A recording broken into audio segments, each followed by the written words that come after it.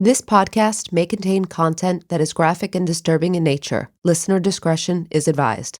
This woman had a choice: plead guilty and go home to her 4 children as a convicted felon, or remain in prison and face decades for a crime she did not commit.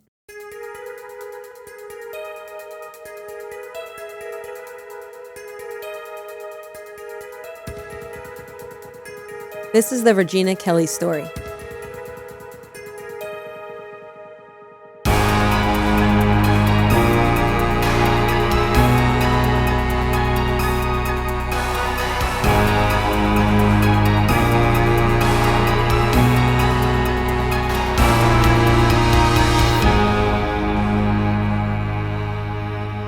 Meghan, you are busy this week. I am very busy this week. As we speak, I have boxes around me, Amy. And you're also in the process of possibly adopting a new friend. That's right. Oh, we are. So we're moving this week, and we have started looking at dogs again. As you know, Kaya passed about 7 months ago, and we are ready, we think, to bring a new dog into the new home, and we're looking forward to it. I'm ready for that too. Thank you. I can't wait for Toby to meet our new addition. As long as they're good with dogs. That's right. All right, Meghan, before we jump into today's case, let's acknowledge some of our patrons. Okay. Who do we have to thank today, Amy? All right, today we have Carrie, who is a fellow New Jersey girl. Love our fellow Jersey girls. Carson from the UK. Penelope R., and Jenny, who listens with her girlfriend and her daughter. Love the family listeners, too. That's great. We're so lucky. That's such a cool thing they do. Yes. Thank you so much to our supporters. We really appreciate your help. Okay, now into the Regina Kelly story. Meghan, have you ever heard of a movie called American Violet? Not only have I heard of it, but I show it in my classes. Oh, really? Yeah. I will tell you that today's case has to do with the true story of American Violet. Well, that makes perfect sense why I know it then. I'm like, Yeah. that sounds familiar. Yeah, Okay. it was based on a true story. Got it. Yeah. And I think it came out maybe 2008, 9 Yeah, or it's so. definitely about, over 10 years now. So around that time, for sure. And I think this case will expose a lot of issues with our criminal justice system. So I think we'll be able to geek out a lot. Oh, yeah. This has a lot to do with my research, too. So All right. So I don't love the circumstances, just so you know, but I love the topics that we can talk about. Yes, me too. A mother by the age of 24, Regina Kelly worked hard to provide for her children. She had recently left an abusive relationship that she had been in for several years, and she was just trying to make a better life for her and her children.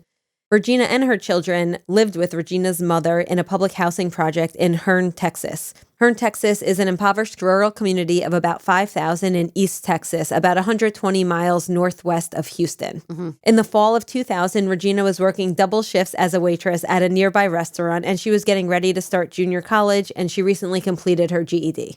So things seem to be going well. Yeah. Well, so you think. Yeah. On November 2nd, 2000, a narcotics task force entered the restaurant where Regina was working. They handcuffed her and took her into custody. All the while, they refused to explain why she was even being arrested. And she thought it was because of unpaid parking tickets. I remember. I could imagine this being like a very dramatic scene. Did this happen in the movie? Yes, it did happen in the movie. I'm just trying to think about the scene.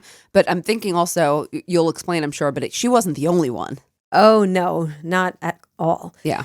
It would be nearly 2 days before she even learned what she was being held for. She was being held on felony drug distribution charges. And as someone who didn't deal or even do drugs, she was shocked by this. Now, how did Regina end up in this situation? As you pointed out, Meghan, she was not the only one. The housing project that she lived in was used to drug sweeps. Now, drug sweeps, we also know them as drug raids. They're just sudden, unexpected visits by the police, except they often involved forced entry, and the aim is to find illegal drugs. Mm-hmm. Unfortunately, these practices are commonplace in low-income minority areas. Oh, yeah. Especially where she lived. It was very commonplace there. And this particular sweep in November of 2000 was initiated by Derek Megris. He was a paid confidential informant, which is someone who provides information to the police, often in exchange for leniency or some other benefit. Now, I think you agree with me that using confidential informants in criminal investigations, not a great practice. They do it. I don't think it's a good practice. We've talked about this before. I think if you're going to use that, it should be in conjunction with a lot of corroborating evidence. Absolutely. Now, the rules vary from jurisdiction to jurisdiction regarding the rules around these confidential informants, but often the police are relying on drug-addicted individuals and or people who are immersed in criminal activity themselves. And of course, they are incentivized. It's akin to the jailhouse snitch, right? They have an incentive for leniency, for some type of consideration. So this is what taints the process. And it doesn't mean that they're always lying. It just means that we need to scrutinize people that are being incentivized, right? Yes. It was reported that the Robinson County District Attorney, John Paschal, was the driver of this whole operation. Now, that is where Hearn is located. The district attorney, in the early 80s, he was arrested for driving under the influence, failure to pay his income taxes, and he also had a lien placed on his property. Okay. He was also sued for failure to pay a school loan. Then in 1987, he was indicted for stealing money from a check fund that his office oversaw. Despite this background, though, he was repeatedly elected as district attorney of Robertson County. Why is he so relevant here? Because his self-touted claim to fame was his many successful drug raids that sent dozens of what he referred to as, quote, hardened drug dealers to prison. Right. And in this particular bust, he told Derek that he needed Derek, to give up at least 20 people to, quote, work off a case of his own. Some sources even say he threatened Derek. Now, this is problematic for many reasons, especially because Derek was a drug-addicted young man with a history of mental illness, nonetheless. In the past, this DA, in fact, had Derek committed to a mental institution. So it was very well known who he was dealing with. This just reeks already. And we're only on page 2, Meghan. I know. That's what I'm saying. Like, I'm already... Buckle up. Yeah. Though Regina barely even knows this person who says that she's involved in illegal activity. She did know his aunt, who was the girlfriend of the father of Regina's children. So, she and Derek's aunt had a contentious relationship. Maybe that's why she was named. Who knows? We can only speculate. Okay. It's possible that the DA was set on drug arrest at the time because the office had received a large federal grant for drug enforcement. Oh, of course. And what do they need to do? They need to generate arrests. Now, this was commonplace, right? I'm sure you teach about this. It helps fuel the initial war on drugs. Have you heard of the Byrne Grant programs? Yeah, of course. So these were enacted in 1988, and they were designed to help states and local jurisdiction fight drugs and, of course, violent crimes that come from drug trafficking and other drug crimes. The program provided federal money in 29 specific, what they call purpose areas. This included crime victim assistance and alternative to incarceration. However, most of the grants were intended for police activity. Specifically, a good deal of the money was based on the number, not the quality of drug arrests. Of course. So Derek pointed to 28 people at the request of the DA. Nearly all of them lived in Regina's housing project, and that's why the major sweep took place there. All I can think of, the quote, request of the DA. Right. Now, Regina was only one of 2 women picked up in the sweep. The other people were men. When I was reading up on this, I found out the other woman was Irma Faye Stewart. Have you ever heard of her? No. So she's not famous, so to speak. Like, her case didn't gain notoriety. However, her case was featured in the new Jim Crow, and I use that to teach in my race and crime class. And she uses that case as an example of why plea bargaining needs to be reformed. Got it. And we're going to talk about her more in just one second, but I just want to let you know that the judge did offer Regina bond, but at $70,000. That seems high for no prior. She had no priors, no violent crimes. Depends on how high level the drug charges are. If it's for trafficking, if there's a high mandatory minimum, they would, it seems high, to be honest. Yes. So Regina could not afford an attorney, so one was appointed to her by the court. Her lawyer urged her to plead guilty and take probation because the alternative, if she went to trial, she was looking at 5 to 99 years. Oh, wow. Now, this makes sense if you're guilty. Yeah. Well, practically, too, even if you're innocent, I'm sure it still seems to, someone on the outside like, yeah, you may be innocent, but this is still a good deal. It's the system that we... Well, you just did a really beautiful setup because Stewart, the other woman from the raid, she had no one to look after her 2 children. She decided to take the deal and plead guilty, and so did 6 other people from the sweep. So they pled guilty to delivery of a controlled substance of more than 4 grams in a drug-free zone.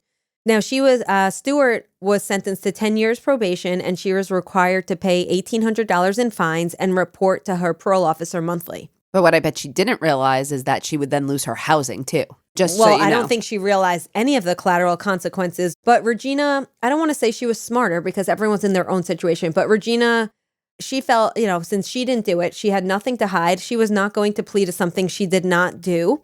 So the other 20 or so men also pled not guilty. Right. Coercive system. Yep. So most of them sat in jail awaiting trial. Regina wouldn't be released for about over a month. She just kept fighting for her freedom.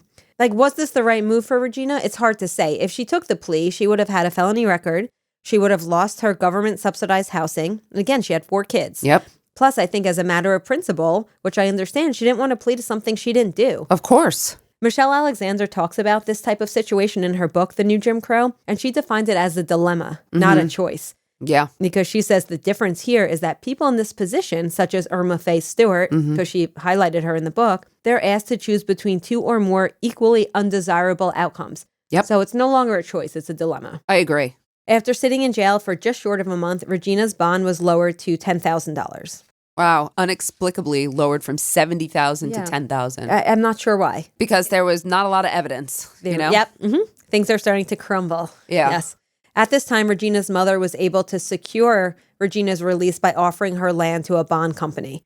Regina was one of the lucky ones who had family who could even post bail. Most of these other individuals remained in jail. The first case from the sweep went to trial on February 19th, 2001. Very quickly, it became clear that the evidence was useless because it came to light that the confidential informant had lied. There were also many other issues that made him unreliable. I'll just highlight one of them, Meghan. He used baking soda and water to make fake crack cocaine to use as evidence in support of the cases that he fabricated. Oh, sure. So, luckily, within a few weeks, all of the cases were dismissed, except those who had pleaded guilty. Those who took a plea were stuck with the charge. Their pleas were considered to be binding in spite of the fact that there was no evidence to support their guilt. Meghan, can you explain this? How is this allowed? I can't explain this, and it shouldn't be allowed. I really don't have a good explanation for that. It's shocking. It's one of the many consequences of pleading guilty is that you're kind of locked in and viewed in that light no matter what. And as we often see, the DA dug his heels in. Yeah. He publicly stated, although he wouldn't be moving forward with the case, and, he said the state didn't have enough evidence to convict them beyond a reasonable doubt. He said, they were all guilty, though. Yeah. So everything good? No, not really. Because now Regina's left to pick up the pieces. And as we know, there are lasting effects. Even if you're jailed for a short time, even if charges are eventually dropped. Now, luckily, Regina had not been fired from her job. Many people probably would have been.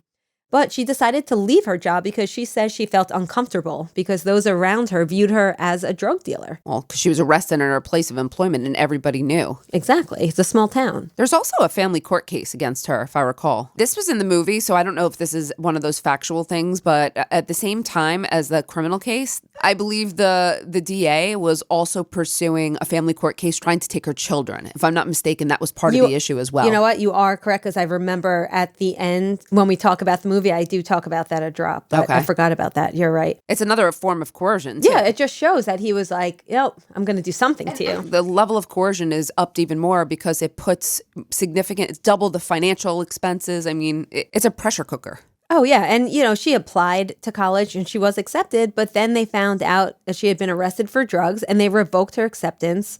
She was also rejected as a teacher's aide because she couldn't get work in a high school. Her children were teased in school. Now, this other woman involved, Irma, right? Mm-hmm. Now, let's see, did she fare any better? Because remember, she did take a plea. She was having a much worse time. Because of the plea, she was not eligible for food stamps. Mm-hmm. She could not get any federal grant money for education. I would imagine she had trouble finding work. She had a record, right? Lost her housing. Lost her housing, barred from voting until 2 years after she completed the 10-year probation.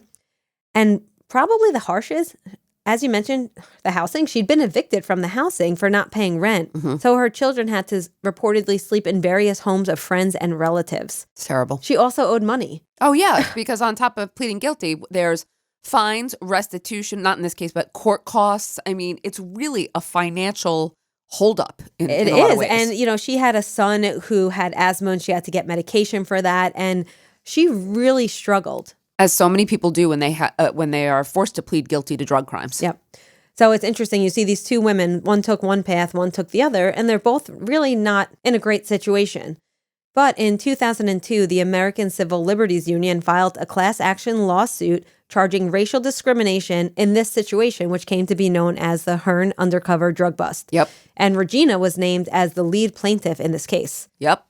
The suit pointed out that the sweeps had led to the arrest of 15% of African-American men between the ages of 18 and 34 in Hearn, Texas at the time. Did you say 15? 15%. Wow. Yeah. Oh, my gosh. Yes. And while the proceedings emphasized several issues, they did also highlight the issue with federal grant money being used to fight drugs. Right. So one of the lawyers for the Hearn plaintiffs, who's also the director of ACLU's Drug Law Reform Project, he said, quote, "Throughout America, Byrne grants are consistently used to target very low-level drug dealers for arrest and long-term incarceration.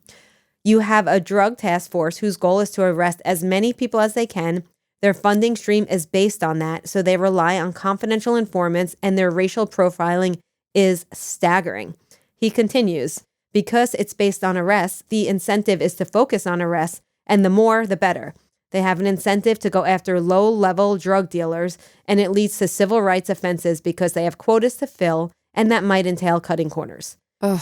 It's absolutely, I would say, point on, spot on. Yeah, that's why I had to read it verbatim, because Yeah. I mean, there's no way to say it any better. No. And this civil action clearly exposed what many of the community members already knew, that there was widespread racism and corruption by the DA's office. Right. An unknown settlement was reached in favor of the plaintiffs, so that is, I guess you could say, a win. But again, I mean, there's lasting effects of this, and there were even reports of harassment towards some of the plaintiffs involved in the suit. Right. So as Regina said in an interview, a lot of the guys quickly caught other drug charges right after and during the civil suit. Yeah. This happens all the time. It's like payback. It's punitive. It's retaliation. It's awful. Since this settlement, Regina has been very vocal, and she considers herself really a criminal justice advocate. Yeah. Let's talk a bit about the movie. So after the release of the movie American Violet in 2008, the case gained renewed attention. Now, Regina likes to say that the film is what she would consider 90% accurate. That's pretty good. And I don't know if you knew this, but since you saw the movie, many of the court proceedings were actually word for word. So when she fights to regain custody of her children, Yes. it's word for word accounts of what happened. That's great. So you know how sometimes we see these movies that are Creative based... license. Yeah, so it's nice to know that this movie It's was... like based on a true story, and then you read the true story, you're like, wait a second, that was nothing Exactly, like that. exactly. Yeah. I think this movie is probably... One of the better depictions. which makes me want to see it more. What do we think, the DA, Paschal, what do you think he had to say about this movie? Oh, I'm sure that he said it was a gross mischaracterization of what really happened and, depicted him in a poor light and blah, blah, blah. Kind of. What he does say, quote, "The only way I'd watch it, I'd have to be handcuffed, tied to a chair, and you would have to tape my eyes open." Okay. So, so I don't know what he thinks of it because he refuses to watch it. Okay. Which seems defensive to me, but anyway. I don't buy it. I think he watched it, but okay. Well, speaking of former DA, Paschal. Oh, former. Uh-huh. Okay. Where is he now? Well, he's not a DA anymore. He did continue in his position for many years after the scandal. I remember. That was part of the movie. I think it said like he was Oh, yeah, 'cause reelected. at the end it tells you? I'm almost positive, yeah. All right, so he served as prosecutor, then he went into private practice. But as of late 2015, he could no longer practice law. Did they revoke his license? Well, because he pled guilty to a felony charge of misusing money that belonged to an estate for which he served as an executor. You gotta be kidding me. This would be like 3 strikes and you're out. How many times did he? It seems like he had multiple charges and allegations and then a conviction for misusing money. Meghan, I tried so hard to find out where is he today. I can't find anything. All I could find was that he's currently residing in Texas, probably trying to keep a low profile. Yeah. And according to the Texas bar, he resigned in lieu of discipline on 3/22/16. I wonder if discipline or like they were gonna take away his license or. Well, remember I said he pled guilty to the felony charge? Yeah. So as a result of the charge, he spent 30 nights behind bars. He was placed on 10 years probation, issued a fine of $1,000, and he also had to pay restitution, but I could not find exactly how much that was. Geez, I wonder if he lost his housing or his right to vote, like access to all the things that people lost who It's interesting you say that because, I'm thinking back to Irma Faye Stewart, and her punishment was pretty similar as far as how long she spent and how much money. She was actually innocent, though. She didn't do a thing. Well, that's what I was thinking of. And he actually did something, No. and they have the same punishment. But she had all the collateral consequences that went with it, and that was my point. I'm sure he's doing just fine. So what about Regina? What is Regina up to? Well, Regina lives in Houston with her children, and as she puts it, she continues to fight injustice. She's working on a book about the justice system, also working with several organizations with the goal to help change laws in Texas. She does a lot of speaking across the country regarding the rights of people wrongfully accused of crimes, about wrongful arrests. She also conducts trainings for defense attorneys to show them how to better connect with minority clients. Oh, that's great. Isn't that cool? I love that. She also received a bunch of awards and recognition for her efforts. She serves on the board of directors for the National Legal Aid and Defender Association. She's the chair of the Client Council. She works as staff for the Lone Star Legal Aid of Texas. I mean, she's doing a lot. She's one of the lucky ones that was able to take this negative situation and turn it into something. Turn it into something really positive. Yeah, that's helping other people. Right. So do you know that Hearn was not the first or the most notorious of these drug task force abuses? Have you ever heard of the Tulia case? No. The Tulia 46. Now, it shocks me how many people don't know about this.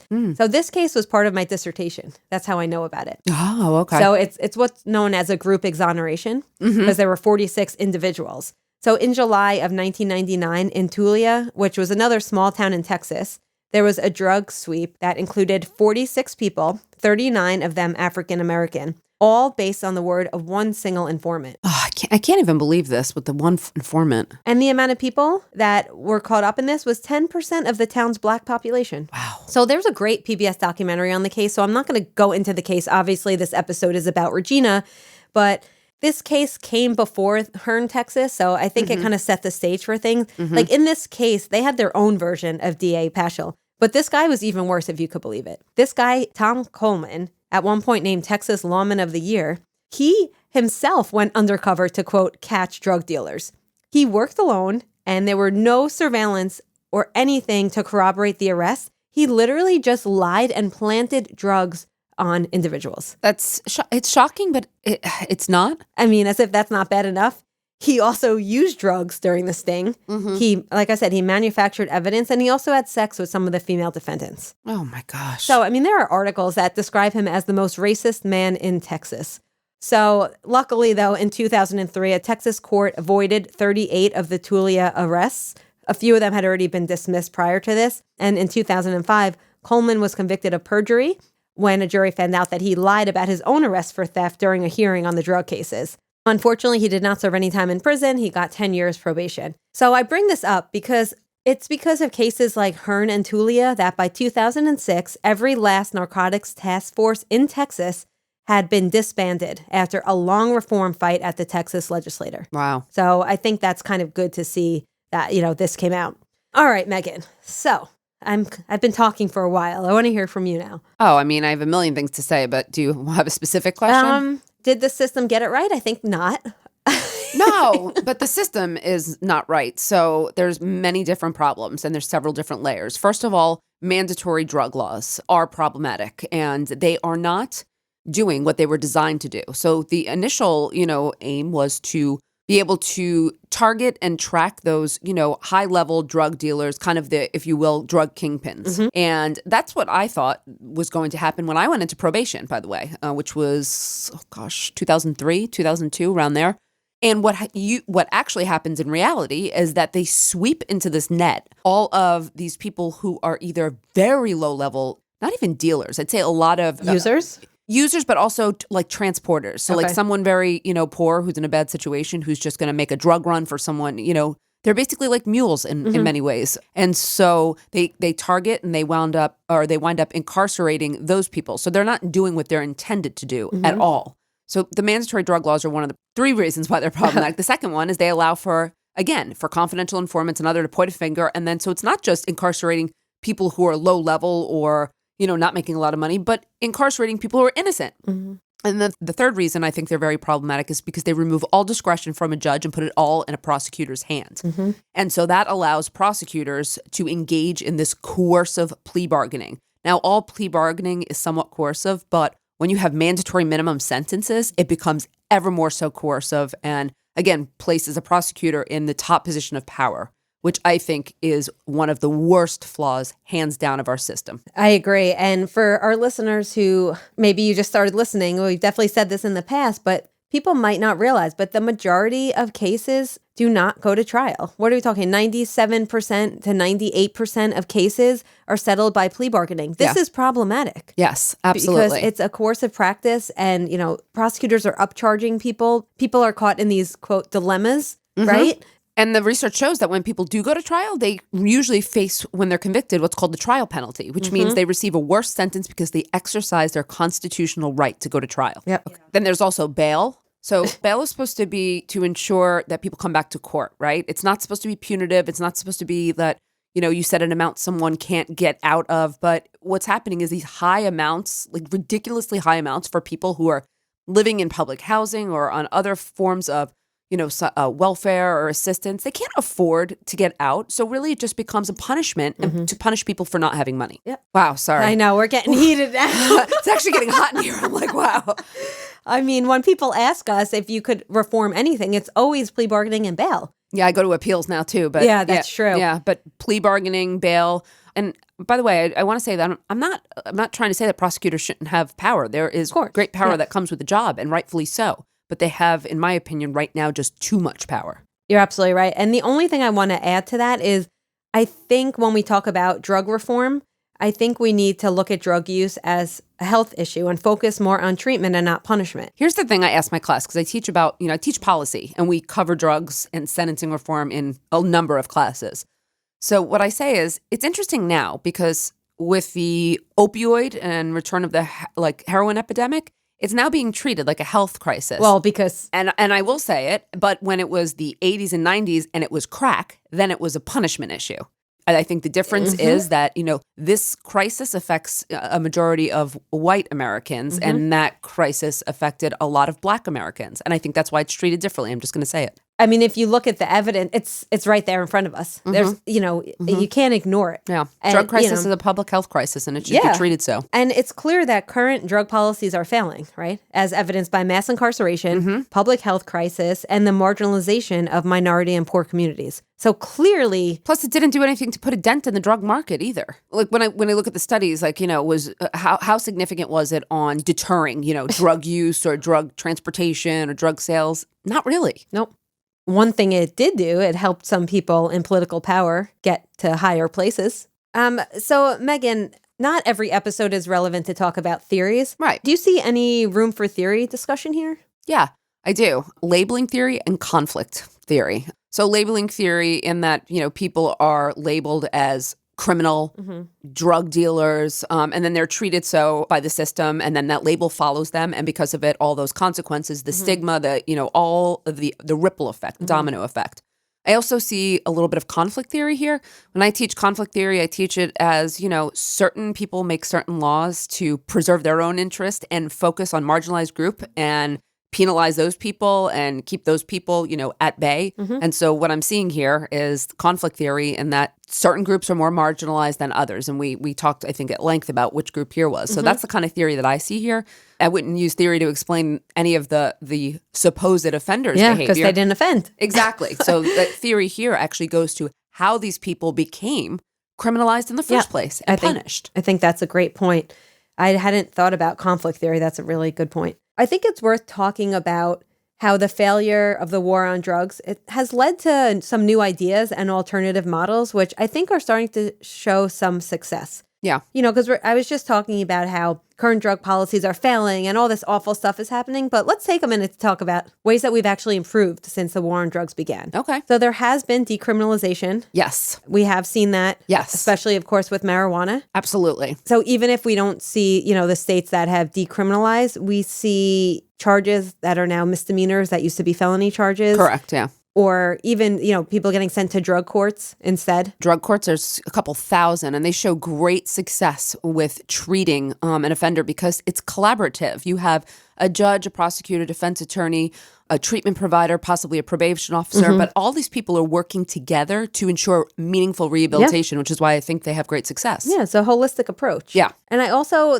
think when we talk about treatment, people are more inclined to seek treatment without fear of punishment. So I think it's important when we're looking at this from the public health standpoint, decriminalization helps us in that aspect as well. Sure. So does deinstitutionalization, which is using prisons less for drugs and using treatment for it. Exactly. Yeah. Look, Amy, at this point, there's a lot of blowback. What happens is the pendulum, swings too far. So when it was prior to the drug war, maybe it was too far towards rehabilitation that, it wasn't working in that regard either. And, we have had real drug crises at certain points. I think we're probably in the middle of one right now.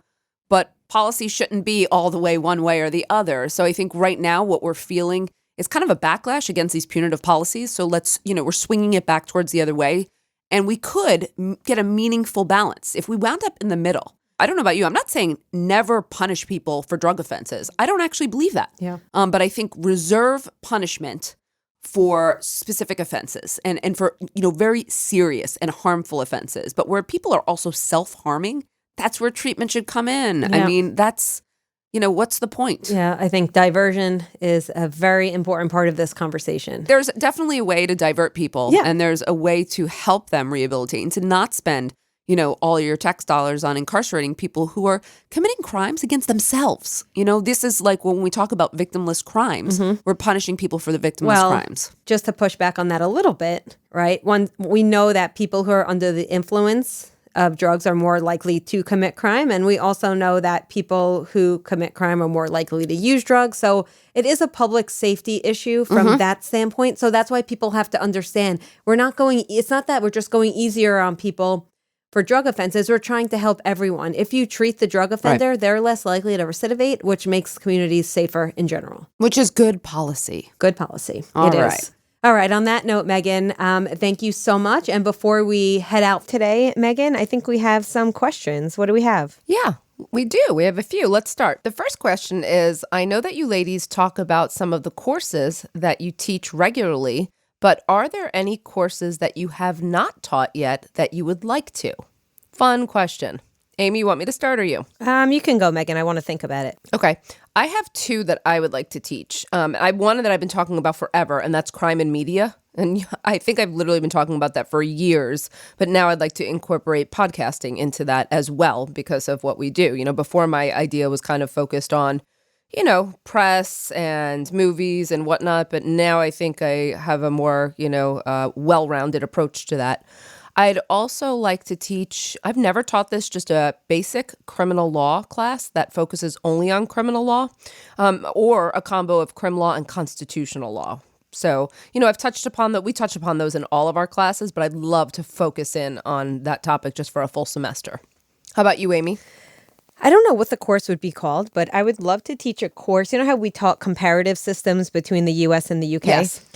I would love to teach a course that compares the differences between states, because I find it so interesting when we look at different policies and statutes and the way we punish people, the way we treat people upon reentry. There's so much variation. And I think that would be a really hard class because there's so many states, obviously. But if I could figure out a way to consolidate the information, I think that would be super cool. I think that's a super cool idea. I agree with you. Any idea what it would be called?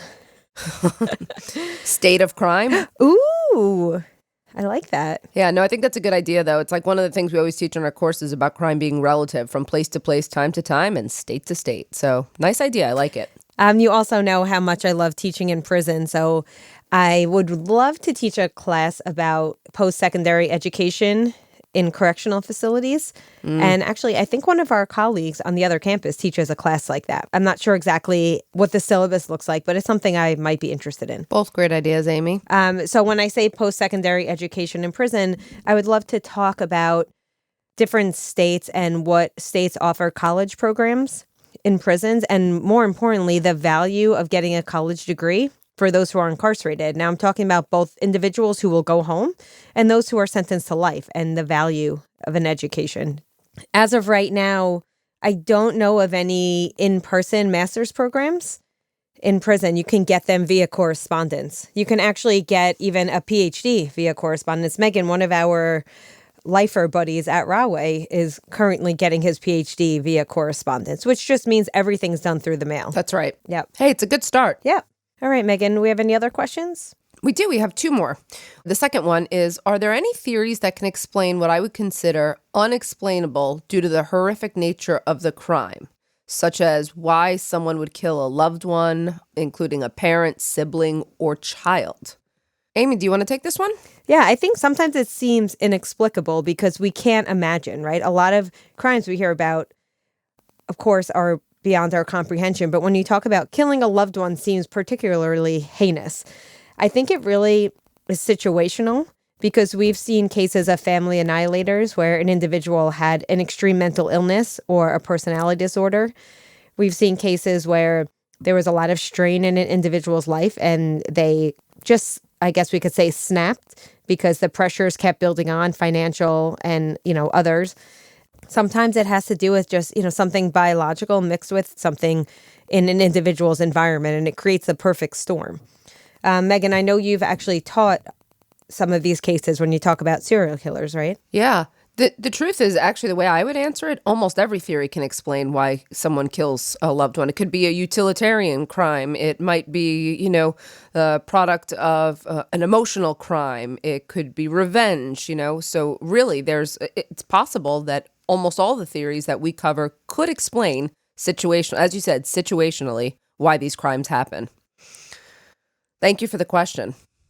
And I think we have one more question today, Amy. Sorry. Okay, we have one more question, Amy, and this one's a little lighthearted. I like it. Aside from your passion for teaching, researching, and podcasting about crime, what other hobbies or what is your favorite hobby, something you do for fun outside of this field? I have a couple of things. Aside from happy hour, I love painting. So I take these painting classes all the time. I paint at home. James actually bought me an easel for one of my birthdays. I am terrible at it, but I absolutely love it, and I keep trying. And in the summer, obviously, we're, outdoors people, so we like to hike, kayak, all of that kind of stuff. But yeah, in the winter, I definitely go to painting, obviously reading. I read a ton. And hopefully my new hobby soon will be playing with our new dog. Aw. And I don't think you're terrible at painting, just for the record. That's very sweet. I really am, but thank you. Mine is, I love reading. I love reading memoirs, and I love reading nonfiction. Being outside. I like to run, Meghan. Me and Jordan just completed a 5K. I know. I was actually really impressed. Jordan's 8, right? Yeah, but by completed, I mean... She complained the whole time and said she will never do it again while I tried to encourage her. So that's what I mean by completed. But hey, we got it done. Yeah. So Amy, I love. Yeah. Go ahead. Haven't you done either a marathon or a half marathon? I've done the New York City Marathon, and I did a half marathon in every borough in New York. So. Yeah. I don't even think I knew that. Meghan will be training with me for the next marathon. Amy, I have to train for a 5K walk, just so you know. So I don't think so, but I commend you. And thank you for the lighthearted question. We appreciate those as well. Thank you again so much for your questions. And thanks for listening today. And we will catch you next time on Women in Crime. Women in Crime is written and hosted by Meghan Sachs and Amy Shlosberg. Our producer is James Varga, edited by Jose Alfonso. Music composition is by Desert Media. If you enjoy the show, please remember to subscribe and leave a review. You can also support the show through Patreon, where you can get access to additional ad-free content such as virtual happy hours and an extra full-length episode each month. For more information, visit patreon.com/womenincrime.